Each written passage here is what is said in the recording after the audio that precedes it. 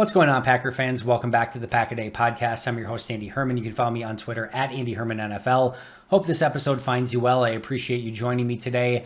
We have a lot to go over per usual this time of year. A lot of news and notes surrounding the NFL, which we will get to all of them. And then for the main event today, what I kind of want to talk about is what I believe this Packers roster could look like for this upcoming season. Now, putting a 53-man roster prediction together before the draft or free agency or before Green Bay needs to make a ton of roster moves, etc., is a little bit crazy, right? But this isn't necessarily meant to get all of these players right. It's more to show you how I think this team could be massaged and formed this upcoming season. I'll make some predictions. It'll be sort of a fun exercise to go through where they can find some money, where they can spend, what draft picks I think they'd use on what positions, things like that. So I'll run through that in just a moment, but let's start with NFL news and notes. And I'm going to start with the top news of the day. And that's, of course, Deshaun Watson. I'm going to be transparent with you up front. I don't really want to talk about this all that much because there's almost nothing good that can come out of talking about the Deshaun Watson situation. So I'm going to simply stick to the fact that Deshaun Watson has avoided obviously a big portion of the legal troubles. There's still some potential league discipline. There's still civil trials that could go into play. But as soon as this ruling comes down from the grand jury, NFL teams apparently are immediately interested in his services. Take that for what it's worth. I don't think it's a overall great thing for the NFL. I'm very happy that Green Bay's in a position that they're not having to be one of the teams to chase a player like this. Because I think as a fan, of course, Deshaun Watson's going to be a really good player, but it just has you always second guessing, what he did off the field, whatever. Like I said, don't want to touch the entire thing with a 10-foot pole because nothing really good can come out of it. Disappointed overall in the situation and just frustrated that it has even come to this because, again, you have clearly a very talented player and it's just been completely, like I said, a frustrating situation. I don't even want to go into it more than that. But make no mistake about it, this is a major piece of news. This could absolutely shake up the NFL. We've just been talking about how the NFC is really lost in the quarterback shuffle a little bit as Tom Brady retires, Drew Brees retires a couple seasons ago, Russell Wilson gets sent to the AFC. Could the NFC now get Deshaun Watson back and really change some of the landscape in the NFC? There's already rumors that the Seahawks could be one of those teams that are heavily interested in Deshaun Watson. Of course, there are going to be other teams potentially involved as well. The Browns, potentially one of those teams. The Saints, the Panthers, maybe the Eagles. We shall see. But again, whether we want to talk about Deshaun Watson or not, the truth is he's probably going to be in the NFL in some capacity this season. Some team is going to give up some premium draft picks to be able to get him and put him on the roster. And there's a good chance that his joining the NFC potentially changes the landscape of the NFC a little bit. So we will definitely continue to keep an eye on that. And wherever he ends up, we will talk about it at that time. Like I said, don't really want to spend too much more time talking about Deshaun Watson. We also had Max Crosby get a massive contract for the Raiders, certainly well-earned and well-deserved. 4 years, $95 million. He got paid. And like I said, deservedly so. The AFC West just been crazy this week. Huge extension for Max Crosby. Russell Wilson goes to Denver. Khalil Mack goes to the Chargers. Just, again, going to be a very fun division. And I know Crosby wasn't really going anywhere, but still, love seeing him get that extension. Meanwhile, the Chicago Bears, not in the mood to add players to their roster right now. They continue their purge of players from their roster, and 2 more players gone, including Eddie Goldman and Tariq Cohen. As I mentioned with the Khalil Mack trade, I think this is the right direction really for Chicago to go in. I think they ultimately have a rebuild ahead of them. They are in desperate need of young talent and young players. And, moving on and gaining salary cap space and going in that direction is absolutely the right move. So either way, they move on from Eddie Goldman and Tariq Cohen. Again, already moved on from Khalil Mack. Akeem Hicks is a free agent. They're going to have some serious changes on that team. I don't think it's going to be a very good Bears roster in 2022, but we shall see what that Bears team wants to put together. But again, they are tearing things down brick by brick as we speak at the moment. We also had some NFL news that had nothing to do with players. We had another free agent signing, but it was an announcer signing. Joe Buck reportedly going to go to Monday Night Football, ESPN, joining, of course, his broadcast partner, Troy Aikman. So Joe Buck and Troy Aikman head to Monday Night Football really like this move. I think I know a lot of people don't like Buck and Aikman. I don't get it at all. I think they're both really good. And they go to Monday Night Football, which has had years and years of really poor announcing. They get really one of the A teams in all of football. And again, if anyone was always, if you were upset that you didn't like Aikman and Buck and they were always doing the Packer games, well, now you get them every Monday Night Football, but you're certainly going to get them for less Packer games. So either way, it seems like a win-win. I'm excited about it. I think that really leaves open who's the number one team on Fox right now. That's something that Fox is going to have to figure out. Of course, Nance and Romo on CBS. Sounds like Kirk Herbstreit's going to be on Amazon. We shall see, but a lot of shakeups to the announcing booths this upcoming season. Meanwhile, from a Packers standpoint, again, not on the field, but the Packers raised ticket prices off the field. As a season ticket holder, it has been going up, and I know nobody's feeling sorry for anyone that's a season ticket holder. I get that. So, definition of first world problems there, but it has been going up pretty consistently. And as far as the price for a season ticket holder, whatever, but it is a little bit of a bummer. And I know they're just kind of staying even with where the NFL is. I think they said that they're still a little bit below average for what an average ticket price is. That being said, it's just, it's disappointing a little bit just to see tickets get to the price where, just a casual fan who wants to go to Lambeau Field, it's a lot of money for them to go. And arguably it should be supply and demand. I get all that, but it's starting to get to a point where prices are very expensive for a family of four, or even just, a mom and a son, a mom and a daughter, father, son, father, daughter, whatever, to go to a game. And I think that's, again, slightly disappointing just to see it. I get it. NFL revenues are, player salaries are going up, but revenues are going up. I don't know. Either way, I get it. I'm not like upset about it, but I do, would love to see, ways for there to be, fans to be able to get to a regular season game without paying, a lot of money, frankly, to go to a game. And oh, by the way, Green Bay announced that they just added $65.8 million based on the stock offering. So while I get to keep a competitive team, and again, just based on supply and demand, they could probably raise ticket prices another, $50 and probably still sell out every game, probably more than that. So it is what it is, but I don't know. I just wish it was a little bit more cost effective for more families to be able to go to and not have to break the bank so much. But again, I'm not going to complain about it too much. I do understand all of the reasons why.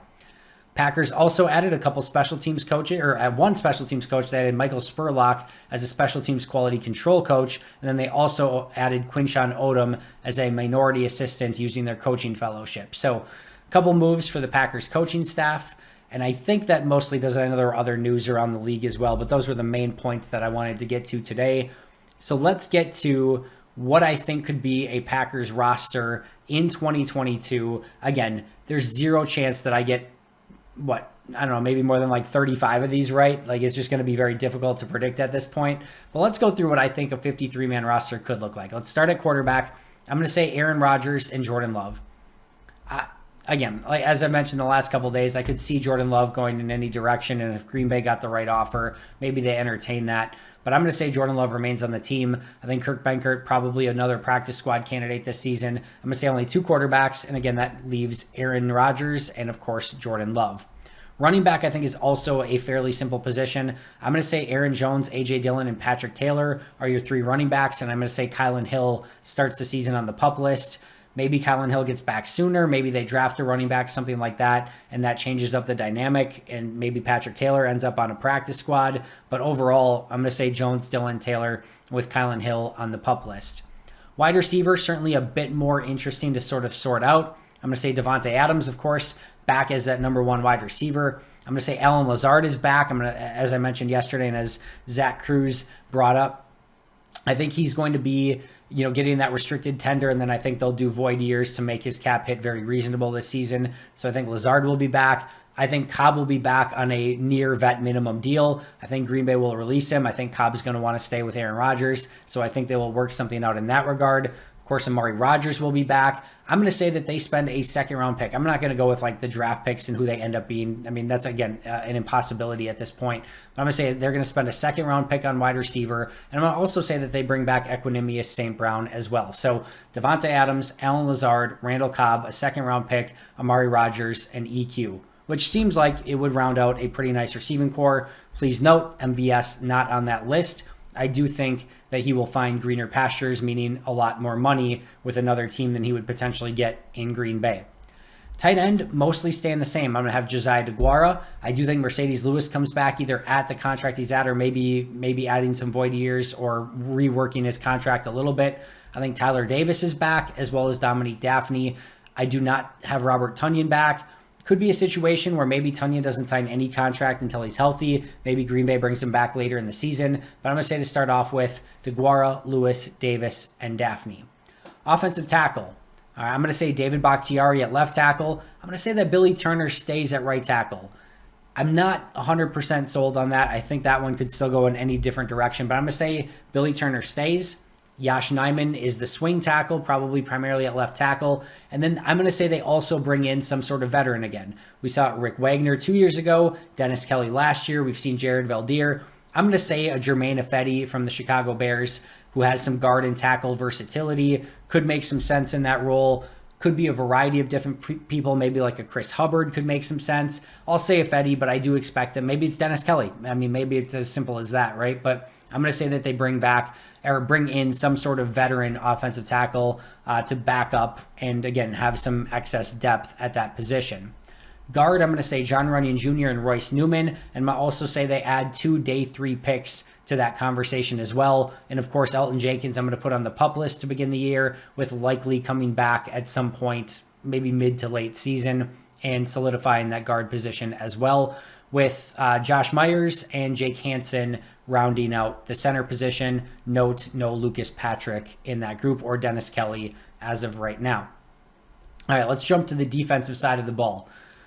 Kenny Clark, Dean Lowry, TJ Slayton, I'm going to say are all staying along the defensive line. I'm going to say Jack Heflin gets a shot in his second season. I'm going to also say that they spend a 3rd round pick, and they also bring in some veteran late in the process. This will be one of those late veteran pickups, maybe similar to a Devondre Campbell last year. Maybe they pick up like an Eddie Goldman who just got cut and wouldn't count in the count formula. Maybe they wait a little bit longer. I do think they get a veteran in there to pair inside. Maybe it's just a Tyler Lancaster if they can't find the right veteran as well. But I'm going to say Clark, Lowry, Slayton, 3rd round pick, a veteran like an Eddie Goldman, someone like that, and then a Jack Heflin to round out the group. Edge rusher, Rashawn Gary and Preston Smith. I'm going to say Preston Smith stays on the team. I'm going to say no Zadarius Smith. I'm going to also say they spend their 1st round pick on an edge rusher just based on some of the depth and talent of that position in the draft.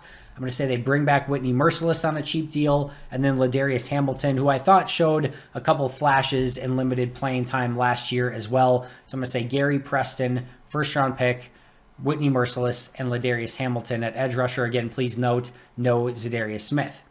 Inside linebacker, I'm going to say Chris Barnes, Isaiah McDuffie. I'm going to say they find another undrafted free agent gem at this spot. There's always one undrafted free agent. I'm going to say it's at linebacker this season.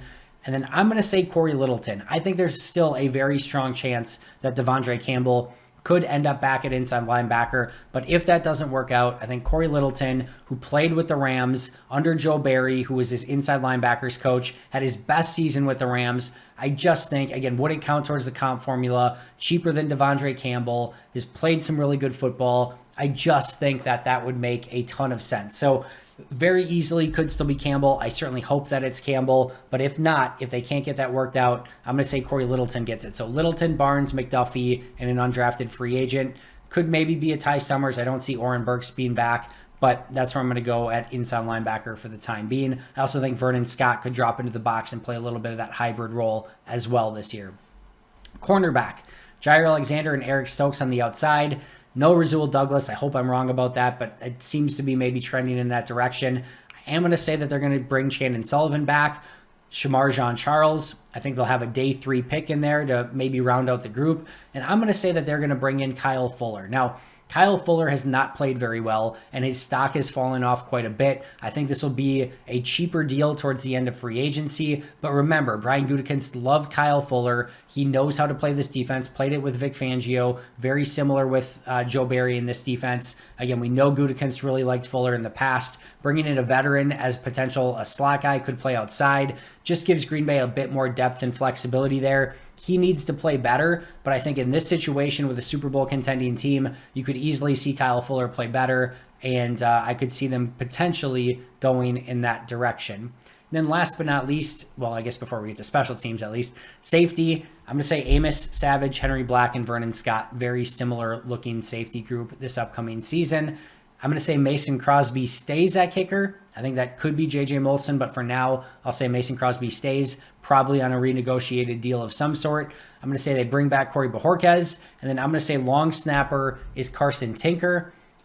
You probably don't know who Carson Tinker is. That's okay. However, Raiders had Trent Sieg as their long snapper. He went down with an injury last year. Tinker came in and snapped well for the Raiders. Bisaccia has some familiarity there. He's a veteran. He's snapped in the league for a long time. I'm going to say that Green Bay tries to shore up that position with maybe a little bit more of a known commodity, and that could potentially be a Carson Tinker type player as they tinker with their special teams. Total lame, pun intended.